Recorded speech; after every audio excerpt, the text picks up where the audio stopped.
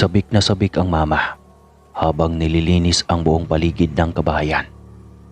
Sa labas man o sa loob, sinisigurado niyang malinis lahat at walang kahit kaunting alikabok ang mga nakadisplay na gamit. Ayaw niya na may maipintas ang aming bisita sa pagtira nito sa aming bahay. Laking probinsya ang mama. Simula elementarya hanggang high school ay doon siya nag-aaral. Kaya higit na mas marami ang kanyang kaibigan noong panahon ng kanyang kabataan. At isa doon si Tita Mayet. Hindi niya tunay na pangalan. Mas tumagal ang kanilang pagkakaibigan dahil sa komunikasyon online. 5310 lang noon ang cellphone ni Mama na ginagamit sa text at tawag sa mga panahong iyon. Sobrang thoughtful ni Mama. Hindi siya nakakalimot kamustahin ang lahat ng mga kaibigan niya na mayroong contact number sa kanyang cellphone. Kaya halos walang pahinga ang kanyang kamay sa kakapindot ng cellphone decay pad. Dumating ang araw na susunduin na niya ang nasabing kaibigan sa bus terminal. Sobrang sabik ang mama dahil dekada na silang hindi nagkikita. Maghahanap ng trabaho ang ginang sa lungsod dahil sa sobrang hirap ng pamumuhay sa probinsya. At habang wala pa itong mahahanap, sa bahay na muna ito panandali ang titira. Ipinakilala ako ng mama sa kanyang bisita. Nag-iisa lang akong anak, kaya naikumpara niya ang buhay namin sa kanila. 4 na kasi ang anak nito at pagsasaka ang trabaho ng asawa, kaya madalas kapos. Ipinakilala rin ito ni mama sa papa. Tila nagtatalo pa ang dalawa nang sabihin ni mama na sa bahay muna pipirmi ang ginang habang wala pa itong mahanap na trabaho. Hindi naman sa pabigat yan sa bahay. Wala kong issue roon. Talaga lang na mabigat ang loob ko unang kita ko pa lang sa kanya. Wika ng tatay. Nasa tindahan noon si Tita Mayet. Dahil siya ang nagpresenta na bibili ng toyo at suka para sa lulutuing paksiw. Naubusan kasi kami ng stock sa kusina. Grabe ka naman pa. Tratuhin mo naman ng maayos ang bisita ko. Minsan lang to eh. Reklamo ng aking ina. Ando na ako ma. Sino ba sa naging bisita mo dito ang hindi ko trinato ng maayos? Sadyang iba lang ang pagkaramdam ko sa babaeng yan. Parang hindi siya normal. Mahabang litanya ng papa. Natigil lang sila sa pag-uusap ng sawayin ko dahil palapit na si Tita Mayet. Sa unang mga araw ng pagtira nito sa bahay, naging maayos naman ang lahat. Subalit makalipas ang 1 linggo na hindi pa rin nakahanap ng trabaho si Tita Mayet. Lagi na lang kaming nabubulabog sa ingay ng mga apak sa aming bubungan. Hindi rin iyon sa pusa dahil ang bigat ng bawat yabag na likha ng paghakbang nito. Tapos ay ang huni ng wakwak. Nang una hindi pa ako takot. Subalit nang sabihin ng mama na iyon daw ang aswang at nangangain ng tao. Doon na ako natakot. Iyon pala ang huni ng aswang. Noong sabihin ng mama na nangangain ng tao, gumuhit na kaagad sa aking isipan na sobrang pangit nito. Na malahalimaw ang mukha nito. Hindi na ako lumabas ng bahay.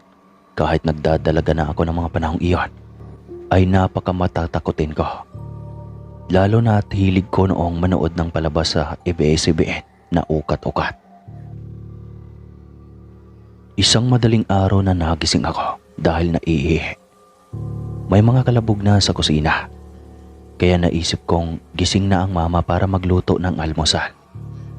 Ngunit paglabas ko, ay si Tita Mayet ang nasa kusina. Naghihiwa ito ng karne na hindi ko alam kung saan galing. Marahil ay bilin niya, kaya binaliwala ko lang iyon. Hindi ako napansin ito dahil maingat akong humakbang. Ngunit nagulat ako nang bigla na lamang nitong isinubo ang hilaw na karne na hindi man lang nga hinugasan. Marami pang dugo ito, kaya halos maduwal ako sa kay agang bungad na nakakadiri. Biglang nag-pop up sa utak ko ang aswang. Aswang lang ang kumakain ng laman na hilaw. Nakaramdam ako ng pagkatakot sa mga sandaling iyon, kaya nawala ang aking nadaramang pag-ihi. Lalo na at dinig na dinig ko ang pagmuya nito na tila isang baboy na gutom na gutom. Dahan-dahan akong umatras pabalik sa kwarto nila mama, kung saan ako panandaliang nakitulog. Ginamit kasi nito ang kwarto ko. Nang makapasok na ay hindi ako bumalik sa paghiga. Kurtina lang ang tabing ng aming pintuan, kaya sinilip ko ito mula sa loob. Hindi na ito kumakain. Hinuhugasan na nito ang karne at nag-umpisa na sa pagluluto. Nakatalikod ito mula sa kwarto, kaya hindi ko makikita ang paraan ng pagluto. Basta kakaiba ang amoy kapag si mama ang nagluluto. Si mama kasi, pag-isa pa lang, amoy masarap na dahil sa samyo na samyo sa loob ng bahay ang bango ng ginisang bawang. Tama, alam ko na kaagad, walang bawang sa kanyang pag-isa. Nanlumo ako sa naisip, bakit hindi alam ng mama na aswang ang kanyang kaibigan noon. Hindi na nga ako nakatulog pa ng umagang iyon. Hindi na mawala sa isip ko ang ginawang paglamon ng ginang sa hilaw na karne. Nang magising si Papa alasing ko ay nagising na rin si Mama. Maaga pa kasing mamamasada si Papa. Lumabas sila ng sabay at nagtaka pa ito dahil kay aga ko raw nagising. Hindi ako sumagot dahil nariyan ang bisita na dahilan kung bakit hindi ako nakabalik sa pagtulog. Naghahain na ito ng pagkain ng ganoon kaaga para daw makapag-almusal na si Papa. Mariin itong tumanggi dahil hindi sanay ang Papa na kumain ng maaga. Magkakape lang ito at aalis na rin kaagad. Hindi ko alam kung paano ko sasabihin kay Mama lahat dahil nariyan ang ginang sa aming harapan. Nang makaalis ang Papa, ay humingi ng dispensa ang Mama. Pasensya na, Bes. Hindi talaga nag-aalmusal ang asawa ko ng maaga. Baka isipin mong hindi niya gusto ang luto mo. Uwi ka ng Mama. Nako, hindi, Bes. Ayos lang. Nagluto kasi ako ng maaga dahil nga, di ba? Ngayon na ako aalis para magtrabaho sa mayamang mag-asawa. Kaya pasalamat ko to sa iyo dahil sa mainit ang pagtanggap niyo sa akin ng pamilya mo. Masayang wika pa nito. Bigla akong nakaramdam ng saya. Sa wakas ay aalis na ito ng bahay. Nakakatakot kasi kung titira pa ito ng matagal. Kung aswang pala ito. Wala pa namang pinto ang aming mga kwarto. Buti nga at hindi pa kami nito naisipang gawing pagkain. Tinulungan niya sa paglilinis ang mama, paglalaba, basta lahat. Mga 7:00 na ng mga ito natapos sa gawaing bahay. Ilang beses na itong sinabihan ng mama na pumunta na sa kanyang pagtatrabuhuan. Subalit mariin itong tumanggi. Tutulungan daw muna niya si mama sa lahat bago umalis. Tuwang-tuwa si mama sa kabaitan ng kanyang kaibigan. Sinabi ng mama na maligo na siya at susunod ang mama. Subalit ayaw nito. Doon na daw sa bahay ng magiging amo niya. Walang magawa si mama kundi maligo na lang. Hindi ko man lang matsyempohan na kausapin ang mama dahil laging nariyan ang ginang. Pumesto na ang mga ito para kumain. Tinawag ako ng mama subalit mariin din akong tumanggi. Nasusuka pa rin ako kapag naaalala ko ang ginawa nito noong madaling araw. Gusto ko sanang abisuhin rin ang mama, kaso hindi nga ako makatsyempo. Mare, anong nilagay mo sa adobo? Ang tabang naman. Reklamo ng mama. Nako, hindi ka yata sanay sa timpla ko. Pasensya na, Bes. Hinging pa umanhin ito. Nako, pasensya na, nagre-reklamo pa ako. Pero alam mo naman, prangka talaga ako kung magsalita.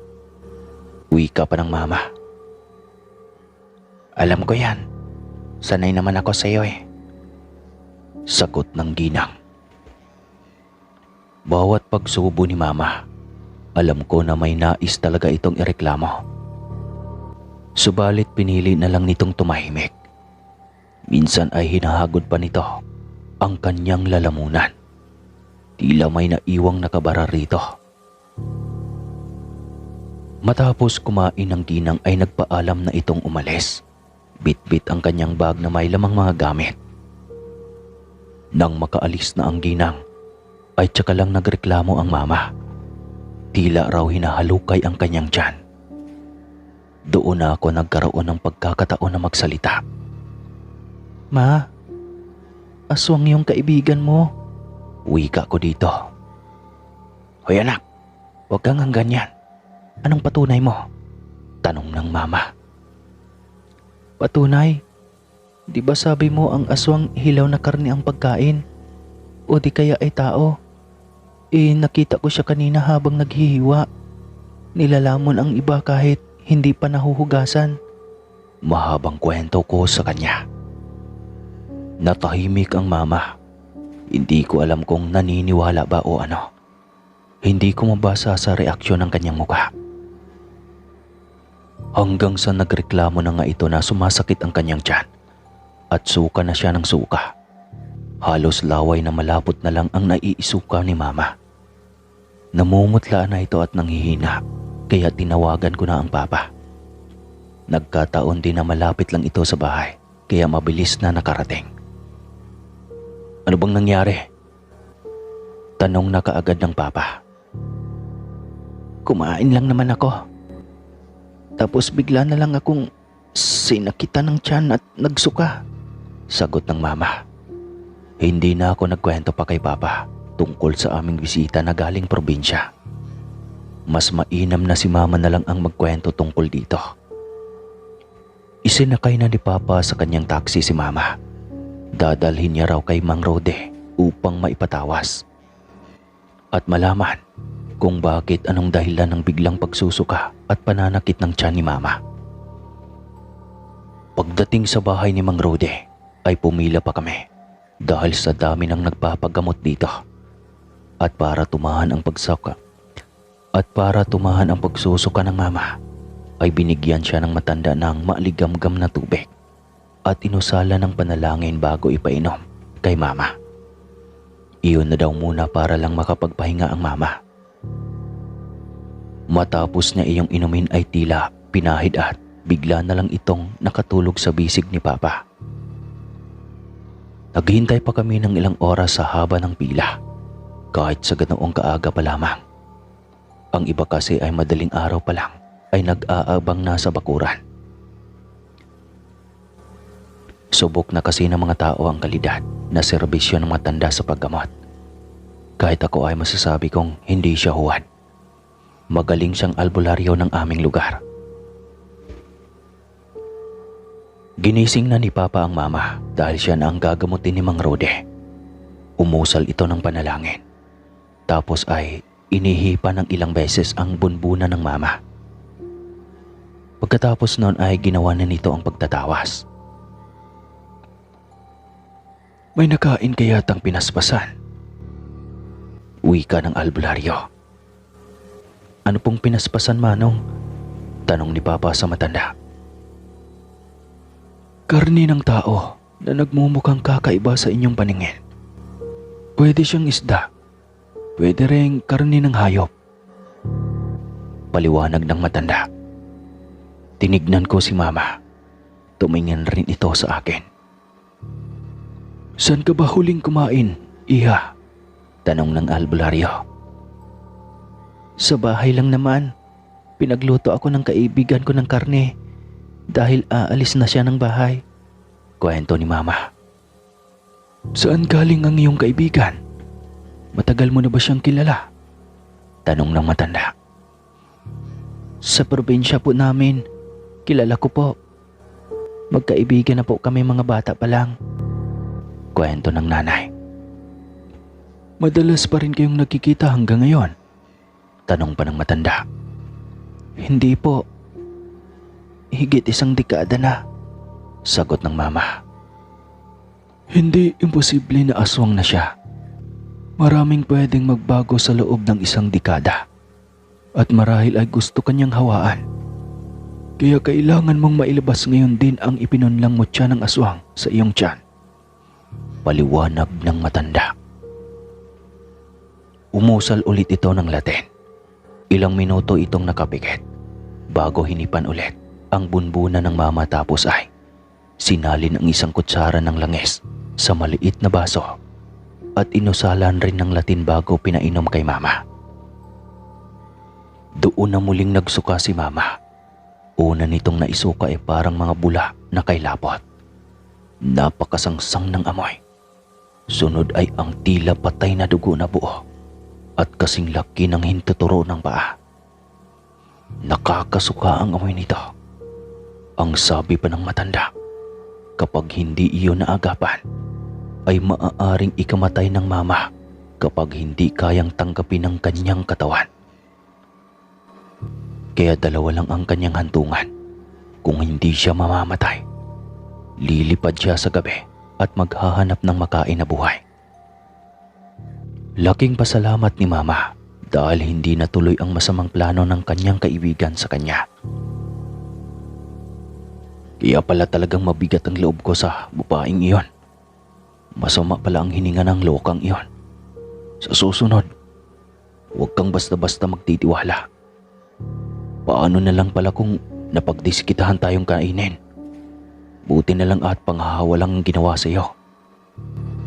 Pangaral ni tatay sa nanay. Laking pagkadismaya ng nanay sa kanyang kaibigan. Dahil doon ay nagpalit siya ng numero ng cellphone. Ayaw na niya itong maging kahalubilo kahit pa sa telepono. Akala namin ay magiging tahimik na dahil wala nang ang kontak ang mama sa aswang niyang kaibigan. Iyon pala ay lagi kami nitong binibisita sa gabi.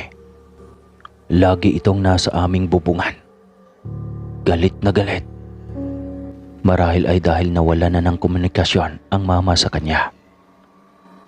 Marahil ay alam na nitong hindi siya nagtagumpay sa panghahawa. Tama na ang panggugulo mo, kaibigan. Tinatanggap kita rito sa bahay. Pinakain at pinatulog sa maayos na higaan. Tapos ganoon kasama ang igaganti mo sa akin. Sigaw ng mama. Wala itong pakialam kung may mabubulabog na kapitbahay. Ngunit ang aswang sa itaas ng bubong ay mas lalong nagwala. Parang gusto pa nitong tuklapin ang yarong bubong ng bahay. At dahil hindi nito kayang sirain ang bubong, bumaba ito at sa harap ng bintana. Kinalmot nito ang bintanang yari sa plywood. Wala ring pakialam ang aswang kahit pa nakaikot na sa kanya ang mga aso ng aming mga kapitbahay. Tila takot pa ang mga aso sa nilalang na ito. Dahil sa hirap si Papa makatulog sa ingay ng mga aso at ng mabongis na aswang, napikon ito at kinuha ang kutsilyo na panlapan ng karne. Nananyadya ka talagang aswang ka, ha? Sige, magkasubukan tayo, sigaw ng Papa. Nagkatinginan kami ni Mama. Parang gusto nitong pigilan ng Papa. Kita ang pag-aalala sa mukha nito. Maging ako ay ganoon din naman. Baka mamaya kung siya pa ang malapan ng aswang. Ngunit iba kapag magalit ang Papa. Hindi na ito mapipigilan pa. Lumabas ito bit-bit ang itak. Hinamon kaagad nito ang nilalang na biglang tumahimik. Inikot niya pa ito sa gawi kung saan ito huling kumaluskos. Ngunit hindi pa yata siya nakarating doon nang may bumagsak at napaatungal si Papa. Tila inatake siya nito patalikod. Galit na napamura ang Papa. Puisit kang aswang ka, sigaw ng Papa. Tensyonado kami ni Mama sa loob. Ang nilalang ay parang baboy kung umiyak, subalit galit na galit ito. Dinig na dinig namin ang mabibigat na mga yabag nito, maging ang pagaspas ng mga pakpak na nilalang at ang mga hiyaw ng Papa. Ang huling iyak ng aswang na papalayo sa bahay ang huli naming narinig. Pagkatapos noon ay bigla nang tumahimik, maging ang mga alagang aso sa paligid. Mga hakbang ng papa na mabagal ang bumagsak sa panandili ang katahimikan. Biglang bumukas ang pintuan. Pumasok ang papa na puno ng dugo ang muka. Dahil iyon sa mga kalmot. May malaking sugat ito sa likod ng leeg. Sobrang nabahala ang mama. "Naku pa, ang laki ng sugat mo." Nag-aalalang wika ng mama. "Ayos lang ma. Malayo ito sa bituka. Pero iyong kaibigan, siguradong ilang oras na lang ang nalalabing buhay noon." Wika ng papa. Nanlumo ang mama. Naaawa siya para rito. Subalit wala siyang magawa. Talagang nananadya ito. Kaya kasalanan niya kung anuman ang kanyang napala. Hanggang dito na lang po ang aking kwento mga kaswang. Maraming salamat po sa lahat ng nakikinig. Subscribe. Alright.